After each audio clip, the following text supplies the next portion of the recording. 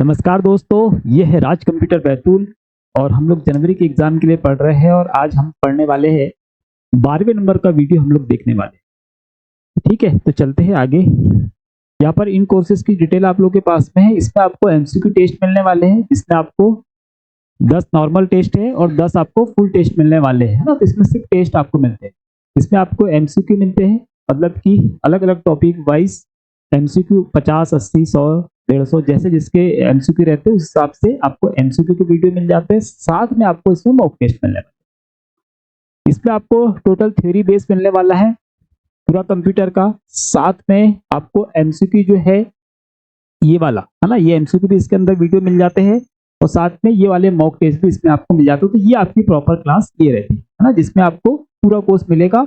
और अगर मार्च के एग्जाम के लिए तो कोई बच्चा इस वीडियो को देख रहा है तो वो इस वाले सब्सक्रिप्शन को ले सकता है। इसकी वैलिडिटी मार्च तक के एग्जाम के लिए है ना, और इसकी जनवरी वाले एग्जाम के लिए इन दोनों की।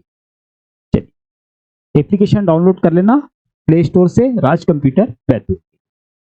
पहला प्रश्न है, कौन सा इनपुट डिवाइस एनालॉग सूचना को डिजिटल सूचना में परिवर्तित करता है, जिसका उपयोग ड्राइंग और इमेज में सुधार या बदलाव करने जैसे बारीक काम के लिए किया जाता है।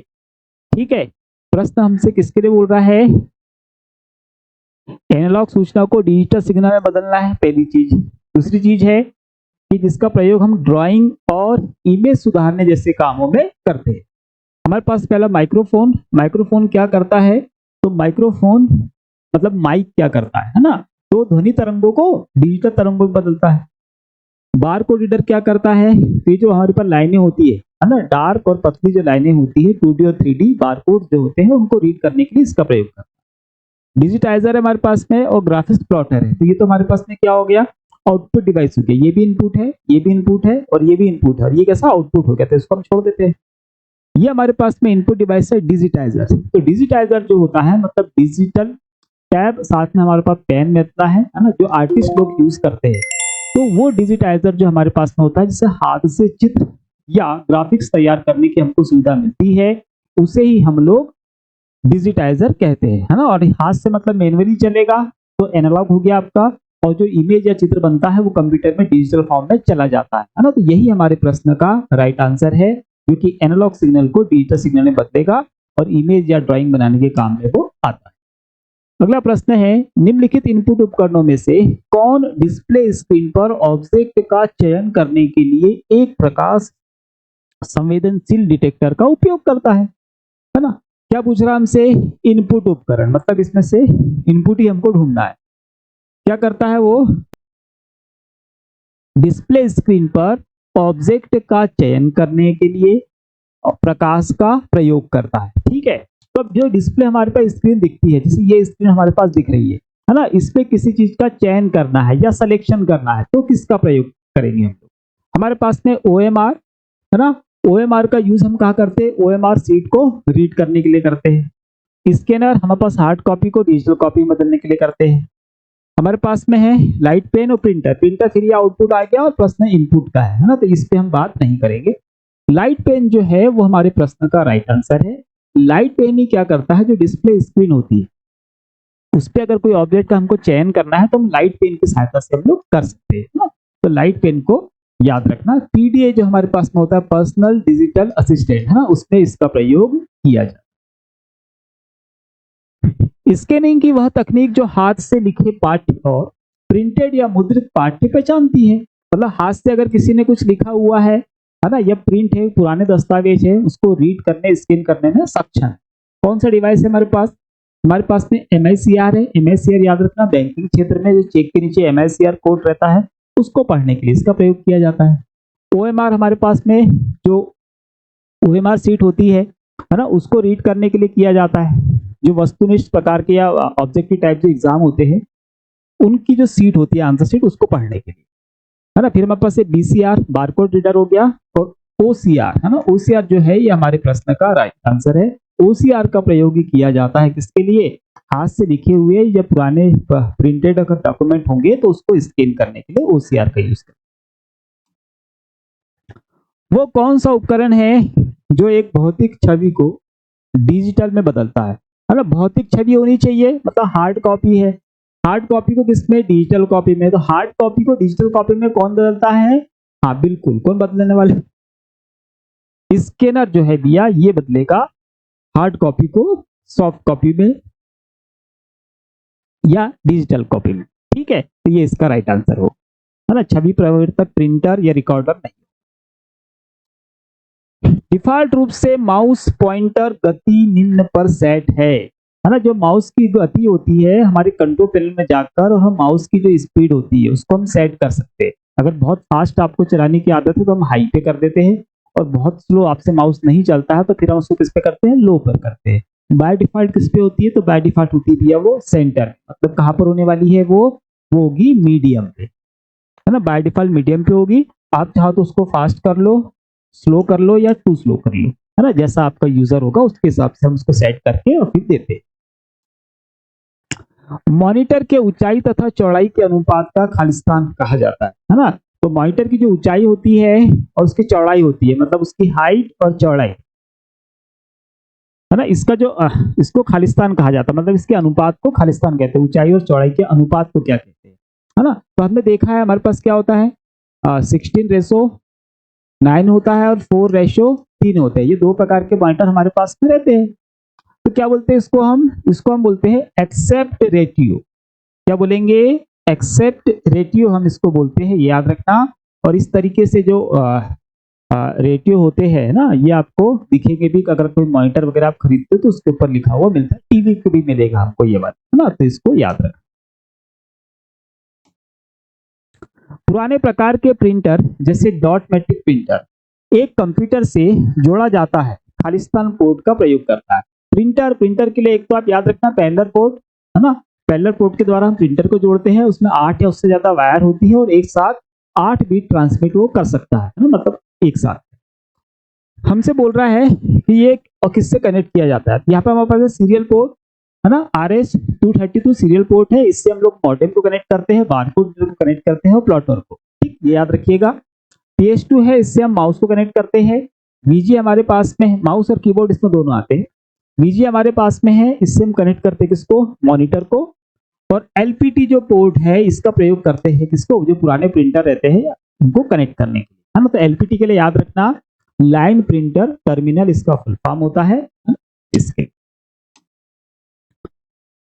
प्रिंटर के प्रकार जो प्रिंट करने के लिए कागज को हिट करता है वह क्या कहा जाता है ना। मतलब ऐसा प्रिंटर के टाइप है जो कागज पर प्रिंट करने के लिए क्या करता है, हैमर का स्ट्रोक करता है या उस पर चोट पहुंचाकर और फिर प्रिंट करता है।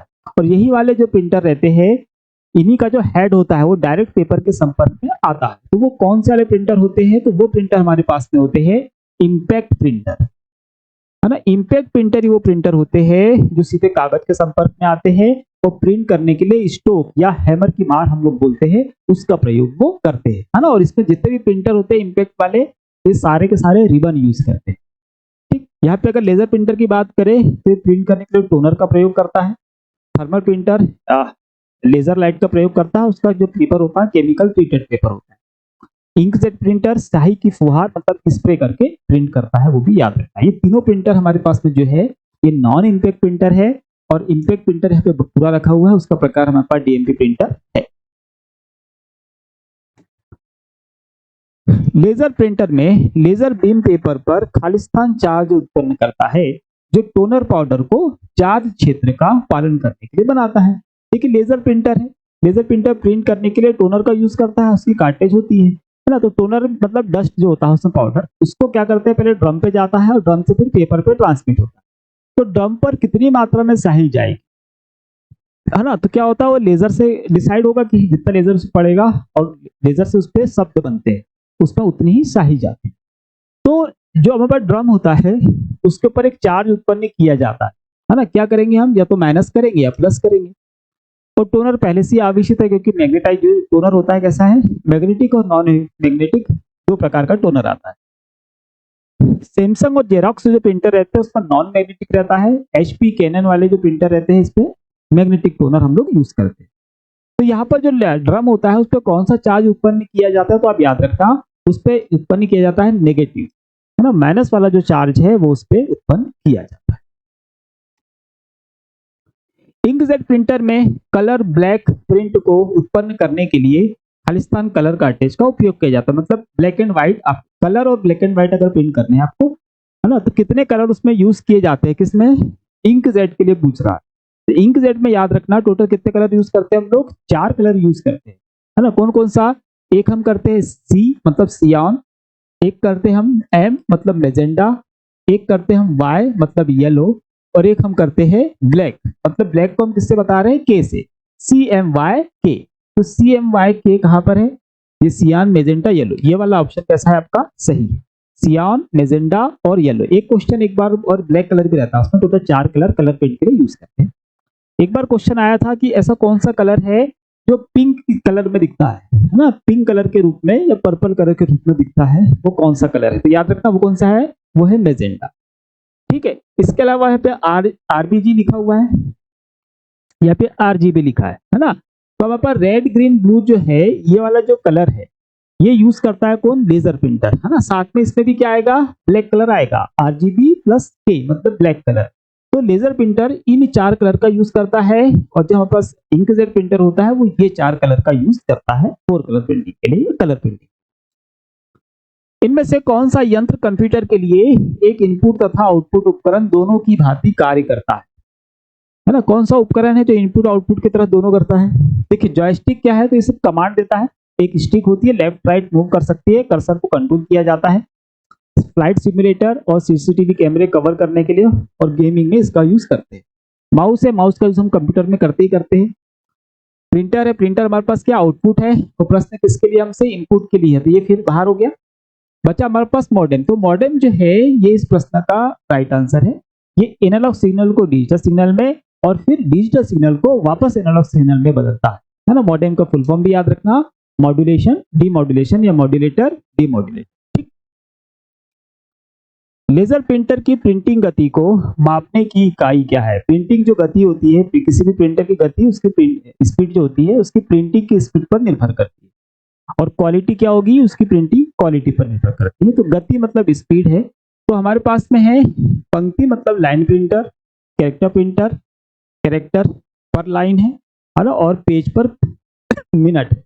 तो कैरेक्टर पर लाइन वाला जो है इसको आप छोड़ दो, ये नहीं आएगा। लाइन पर प्रिंटर है ना, मतलब LPP लाइन पर पेज है ना, तो ये वाला प्रिंटर भी हमारे पास में नहीं। कैरेक्टर पर हावर ये प्रिंटर भी हमारे पास नहीं है। कैरेक्टर पर लाइन ये प्रिंटर भी हमारे पास नहीं, ये प्रिंटर है ही नहीं प्रिंटिंग स्पीड के लिए, है ना। हमारे पास पेज पर मिनट वाला जो है ये प्रिंटर है लेजर के लिए, किसके लिए, लेजर प्रिंटर के लिए।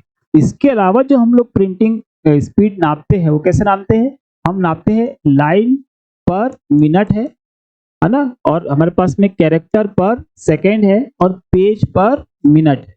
ठीक है, तो लाइन पर मिनट हो गई, कैरेक्टर पर सेकेंड हो गया और पेज पर मिनट हो गया, है ना। तो इसको याद रखना, इस पे ये वाले नहीं।